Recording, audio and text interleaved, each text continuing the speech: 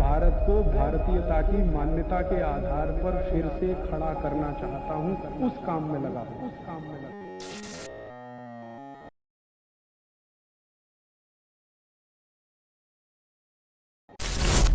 नमस्कार दोस्तों, सन 1000 ईस्वी से 1600 ईस्वी तक भारत बिजनेस में और इनकम में नंबर 1 रहा है।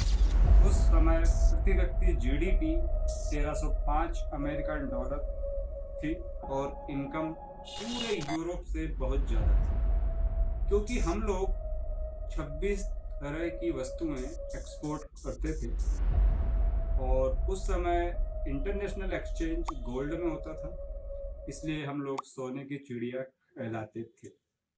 भारत का इंटरनेशनल बिजनेस में कंट्रीब्यूशन 26 से 33% था और इनकम 24% थी, जो कि उस समय सबसे ज़्यादा होती।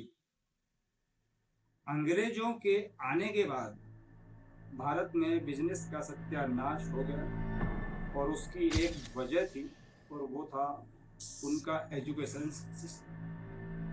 अंग्रेजों ने एक ऐसा एजुकेशन सिस्टम बनाया जिसमें हमारे देश में सिर्फ नौकर ही पैदा हो और अंग्रेजों को उस टाइम सिर्फ नौकरों की ही ज़रूरत थी, जिससे हमारे देश के लोगों के दिमाग में सिर्फ नौकरी ही रह गई और बिजनेस चंद पूंजीपतियों के हाथ में चला गया। और वो सब आज तक चला आ रहा है, क्योंकि आज़ादी के बाद हमारे देश के नेताओं ने उस एजुकेशन सिस्टम में कुछ बदलाव नहीं किया, क्योंकि नेताओं को सिर्फ वोट ही चाहिए। दोस्तों, आज मैं अपने चैनल के माध्यम से सभी देशवासियों को बिजनेस के लिए जागरूक करना चाहता हूँ। बिजनेस के लिए आपको सिर्फ एक आइडिया, ओनली वन आइडिया चाहिए और मजबूत इरादा, जो कि बहुत ज़रूरी है। और बिजनेस को बुलंदियों तक पहुंचाने के लिए आपको भरपूर मेहनत भी करना पड़ेगी।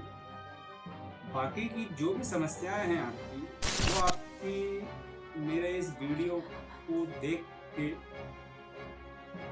आपकी सारी समस्याएं खुद खत्म हो जाएंगी। मैंने बिजनेस को इन्वेस्टमेंट वाइज सेट किया है, जिसमें आप जीरो इन्वेस्टमेंट से लेकर जितना आप चाहें उतना इन्वेस्ट कर सकें।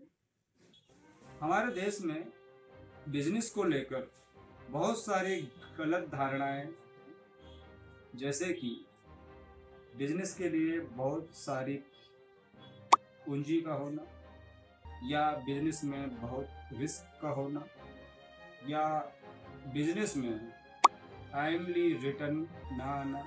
मैं आपको इन सब बातों से अलग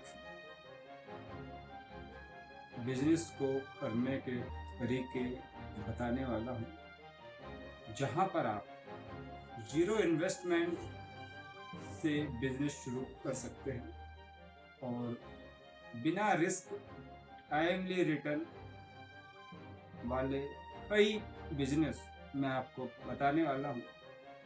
मेरे सारे वीडियोस को आपको ध्यान से देखना है और आपको हो सकता है कि मेरे इन वीडियो से कुछ आइडिया आ जाए और आप अपना बिजनेस शुरू कर सकें और अपने आप को, अपने समाज को, अपने देश को धन संपन्न बना सकें।